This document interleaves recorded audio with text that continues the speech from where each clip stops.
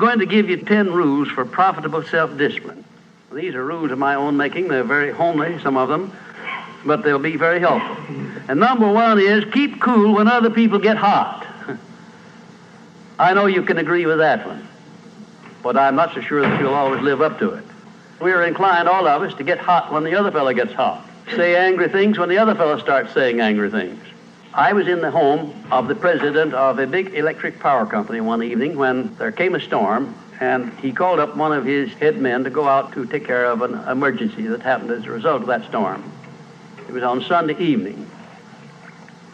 The man was gone about 2 hours, and when he came back, he came up on the front porch of the home of this man and called him out on the porch, and I never heard a man get such a tongue lashing in all my life as this president of the electric power company gets. He says, you blankety blank blank, you think because you're the president of the company, blankety blank blank, and I'm just as good as you are, blankety blank blank. Oh, it was terrific. I only heard one side of the conversation because there was only one side of it. One man was doing all the talking, and one man was doing all the listening. And after this had been going on for fully 3 minutes, the other man ran out of wind and had nothing more to say. He was mad, you see, because they'd called him out on this stormy night. I heard the president close the door, and he came back, and he just smiled and said, why, the man was a little bit hot, wasn't he? That's all he said. A little bit hot, wasn't he? I expected any moment to hear fists begin to fly out there. But you see, there was a man who had risen to great heights of achievement financially, and he had done it by self-discipline in every respect. And he didn't propose to allow a workman who had been temporarily unbalanced by his anger to throw him off balance and make him stoop to that level. He just didn't propose to have that done. And you'll notice when you get into an argument with anyone, and you're apt to if you don't watch yourself, that if you just remain silent while the other fellow's blowing off his top, he finally gets to the point where he's got no more top to blow off. Then if you want to get in a few words of your own, that's a mighty good place to do it.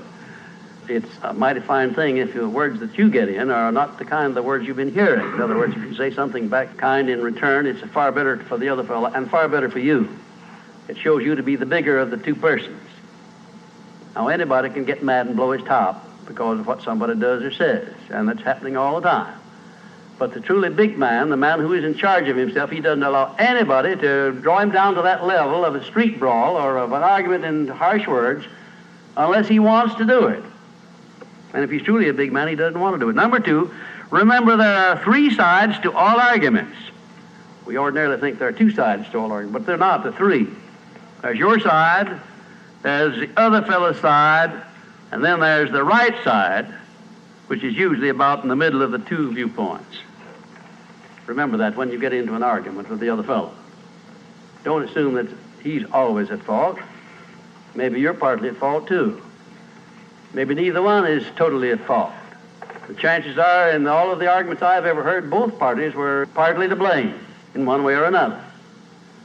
I have never yet heard an argument where one party entirely was to blame, although I suspect there are such arguments at times. Number 3, never give directives to a subordinate when you're angry. If the matter is urgent, then cool off quickly. Number 4, treat all people as nearly as possible as if they were rich relatives from whom you expected to be remembered in their will. Now that's a good one. That's a honey. That is a honey. If you just do that, treat all people as if they were rich relatives from whom you expected to inherit something at their death. And you can do that. You know, if you had a rich relative that had $1 million he was going to leave to you, or you suspected he was going to, it wouldn't make very much difference what he said or did. He would never throw you off balance. You'd never talk back to him, would you? Of course you wouldn't. You'd be quite silly if you did. Keeping quiet for $1 million seems to me to be a very easy price to pay. Number 5, look for the seed of an equivalent benefit in every unpleasant circumstance with which you meet, no matter what the unpleasant circumstance is. Make it a point to discipline yourself so that you look for that seed of an equivalent benefit, and you start looking in connection with the circumstance. Don't wait a week or two till you've all worked yourself up about it. Start right in where you stand. It'll lessen the blow. It'll lessen the hurt of the wound, whatever it happens to be, if you start looking for that seed of an equivalent benefit. And number 6, learn the almost forgotten art of asking questions and then listening to the answers instead of getting the other fellow told off. It gives you an awful lot of satisfaction when you're angry to get the other fellow told, doesn't it?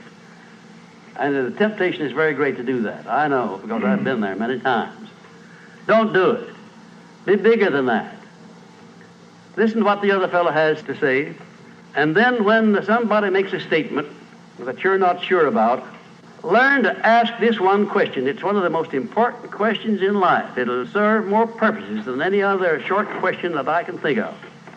When somebody makes a statement that you're not sure about, or that you doubt, or that you question, ask a 4-word question. How do you know? And then wait for an answer and see him squirm. Oftentimes there is no answer. People make wild statements that they can't back up.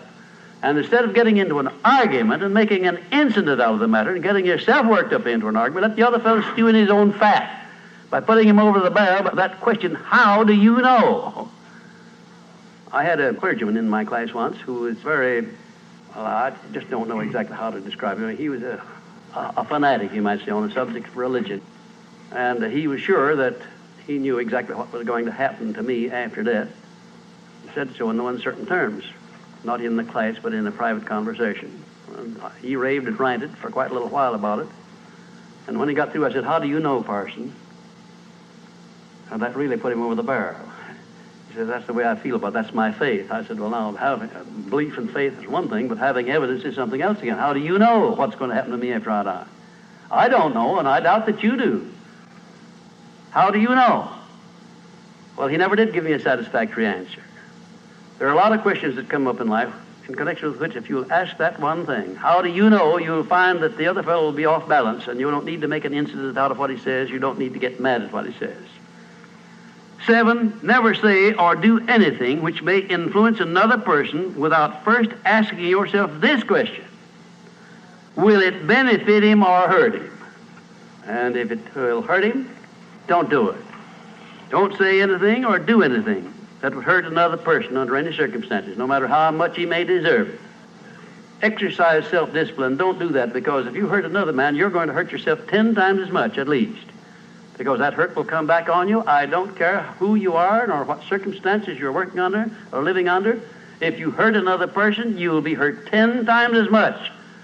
And if the hurt doesn't come immediately, the rate of interest on that is compound interest on compound interest, and it'll be 100 times as great if you wait long enough. Because everything that you do to or for another person, you do to or for yourself. There is no escape from that. That's just as much a law as the law of gravitation, which everyone understands. You know that if you stepped over the top of this building, no matter what your mind was or what your belief happened to be, if you stepped over the top of this building and violated the law of gravitation, that you'd hit the ground and you'd die in a very few seconds. And this law, which brings you back that which you send out, is just as inevitable, just as inexorable as the law of gravitation or any other of nature's laws. Number 8, learn the difference between friendly analysis and unfriendly criticism. Then decide which you wish to live by in your relations with others. Now, friendly analysis is one thing and is welcomed by most sensible people. I don't object to friendly analysis of anything that I do, even though it's very unfavorable. If it's friendly analysis, I like it, because I can improve by it. But if it's unfriendly criticism, very obviously unfriendly criticism, and not analysis, why then I resent it. I wouldn't be human if I didn't. How can I tell whether it's friendly analysis or unfriendly criticism? How would you go about telling? A lot of ways you can tell. You can tell by your relationship to the person who's making it, whether it's friendly or unfriendly to begin with. If it's an enemy, obviously I discount it right off the bat, because you almost know it's going to be unfriendly criticism. I can tell also by the tone of voice in which he does it, by the manner in which he does it. Because a man who engages in unfriendly criticism generally uses a few epithets along with it that clearly indicates that he's biased. If you have self-discipline, you're not going to be influenced by that kind of a person. And number 9, remember that a good leader in any calling is one who can take orders as cheerfully as he gives them. And number 10, last but not least, remember that tolerance in human relations is just as important as tolerance in the operation of mechanics.